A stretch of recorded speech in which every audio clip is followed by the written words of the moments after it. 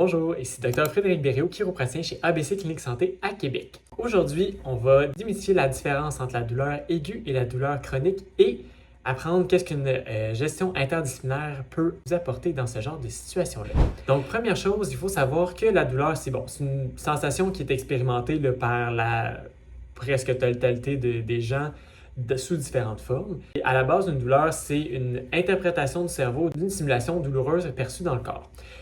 On a une blessure, le corps envoie des signaux vers le cerveau par des fibres nociceptives, donc du système nerveux, par les nerfs. Et le cerveau interprète ça puis crée la sensation de la douleur. Il y a quand même des différences assez marquées là, entre une douleur aiguë et chronique. Une douleur aiguë, à la base, ce que c'est. C'est vraiment quand on a une lésion. On s'est coupé, on s'est fait un faux mouvement, on s'est étiré quelque chose, on a reçu un coup. Il y a un dommage physique qu'on peut ressentir là, au niveau du corps. Ça, c'est vraiment ce qui cause la douleur aiguë à la base. Dans un processus de guérison d'une douleur aiguë, on passe par différentes phases qui durent plus ou moins longtemps. On a une première phase inflammatoire qui dure 24, 48, 72 heures, dépendamment. C'est là où le corps va envoyer toutes les cellules que la blessure a besoin pour se guérir. Il y a des nouveaux vaisseaux qui se créent autour de la blessure pour ramener du sang. Souvent, c'est là qu'on va voir que ça devient comme plus enflé, plus rouge. Ça, c'est une phase qui est normale dans ce délai-là. Quand ça dépasse 3 jours en général, c'est une inflammation qui est un peu persistante. Des fois, c'est là qu'on veut venir essayer de la diminuer un peu plus rapidement. Ensuite, après cette phase-là, on tombe dans la phase de prolifération. Là, on a un trou dans la blessure, les cellules commencent à se réparer et on est en train de combler le trou. Ça, c'est une phase qui peut durer environ jusqu'à une semaine de façon générale. Puis ensuite, une fois qu'on a le trou qui est comblé dans la blessure, là, on passe dans une phase de remodelage où tranquillement, le corps va essayer de réaligner toutes les cellules, toutes les fibres pour que le tissu devienne plus solide. Ça, c'est une phase qui peut durer quand même longtemps. Ça peut durer techniquement jusqu'à 1 an, dépendamment des blessures, et même des fois au-delà de ça. Par contre, ce qu'il faut savoir, c'est que dans la phase de remodelage, il n'y a plus nécessairement la sensation de douleur.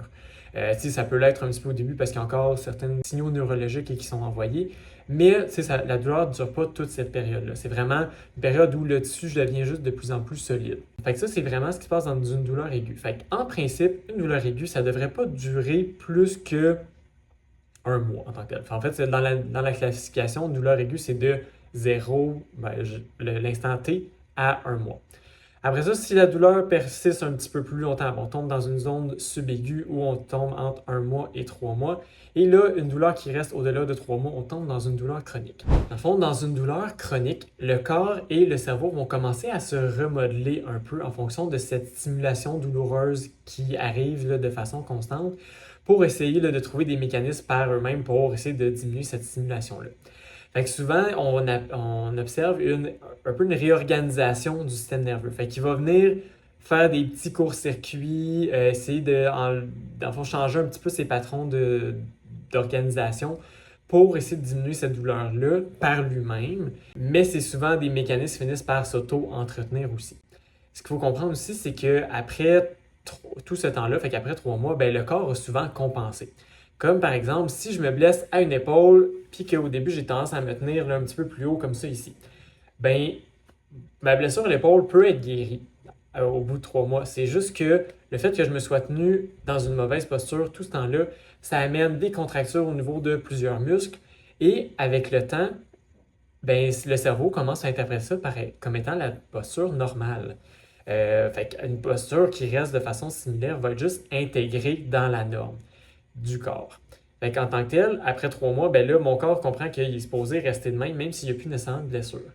Ça, à plus long terme, ça peut occasionner des tensions, des restrictions au niveau articulaire qui vont perdurer et qui entretiennent encore là le processus de douleur. Parce que, évidemment, nos muscles ne sont pas faits pour être aussi déséquilibrés que ça. Ça, c'est vraiment un peu ce qui se passe dans une douleur chronique. La stimulation perdure tellement longtemps que le corps se modifie en fonction de ça. C'est sûr que dans une douleur chronique, il y a plusieurs aspects qu'il faut aller adresser. C'est là, entre autres, que l'approche interdisciplinaire devient super intéressante. Parce que oui, on va aller travailler au niveau de la blessure, on va aller travailler tout ce qui est autour du côté physique, toutes les compensations, aller chercher du renforcement avec, par exemple, des kinésiologues, des physiothérapeutes, Pour traiter la douleur même, on peut y aller en chiropratique, en ostéopathie. Détendre les tensions, on peut aller chercher en massothérapie. Fait qu'il y a plusieurs choses différentes qu'on peut aller travailler pour l'aspect physique. Mais souvent, c'est que on développe aussi une peur de bouger. On peut développer des craintes ou une appréhension à la douleur qui fait en sorte que même psychologiquement, ça vient accentuer la douleur. Fait que même aller chercher une approche du côté plus de la psychologie peut être quelque chose d'intéressant dans une douleur chronique pour aller un peu défaire ces petits mécanismes-là de protection qu'on s'est créés nous-mêmes. Parce que si je reprends mon exemple, que je suis pris comme ça, ben, tu sais, mon épaule techniquement exposée se rend jusqu'en haut, mais je vais avoir tellement peur de la bouger que ça va venir encore plus chroniser. Je vais encore moins la bouger de peur de me blesser davantage, alors que techniquement, la blessure, comme je disais tantôt, elle est réparée. Donc, le corps est capable de le faire. C'est qu'on se met des freins psychologiques pour éviter d'avoir mal, mais à long terme, ça vient faire l'effet inverse. Fait que l'approche interdisciplinaire permet vraiment d'aller adresser plusieurs aspects de cette situation-là pour avoir quelque chose qui finit par on finit par défaire tous les petits nœuds qu'on s'est mis là, au fil du temps pour se protéger, puis réussir à retrouver un mécanisme puis un pattern qui devient normal. Pour une douleur aiguë, c'est aussi quand même assez intéressant d'aller chercher différentes approches. La raison de ça, c'est que on veut en fait favoriser une guérison qui est le plus rapide et la plus efficace possible. Parce que comme je dis, on ne veut pas se rendre dans le délai d'une douleur chronique. Fait que si on réussit à aller faire en sorte que le tissu se guérit plus rapidement, qu'on vient mettre une petite surcharge de plus pour que les fibres s'alignent plus facilement, qu'on vient aller chercher le renforcement rapide, on va être capable d'aller optimiser le temps de guérison et faire en sorte que ça ne va pas être quelque chose qui perdure dans le temps. C'est aussi, plus on le rend rapidement, plus c'est facile à guérir parce qu'on n'a pas toutes les, comme je disais, les mécanismes psychologiques, les compensations qui se sont mis. Fait que souvent, c'est un problème qui va devenir beaucoup plus facile à traiter, qui va prendre beaucoup moins de temps et de ressources pour ça. Fait que c'est sûr que dans l'idéal, on traite quand c'est en aigu, quand ça vient juste d'arriver pour éviter que ça devienne chronique. Puis, en général, ce que je dis à mes patients, c'est que c'est une douleur qui est encore là après 2-3 semaines, elle partira probablement pas toute seule.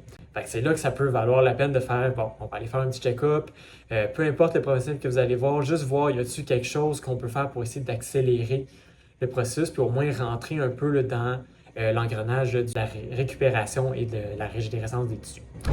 C'est un peu la grosse différence entre aigu et chronique. En fond, on veut vraiment aller adresser ces deux aspects-là quand ils arrivent pour avoir un retour qui est plus efficace. Dans le fond, c'est pas mal la petite différence que je voulais aller partager avec vous. Donc, si vous avez des questions, n'hésitez pas à venir poser vos questions là, à votre professionnel de la santé ou à venir nous voir là, chez ABC Clinique Santé pour avoir un peu plus de réponses. Je vous souhaite une bonne fin de journée.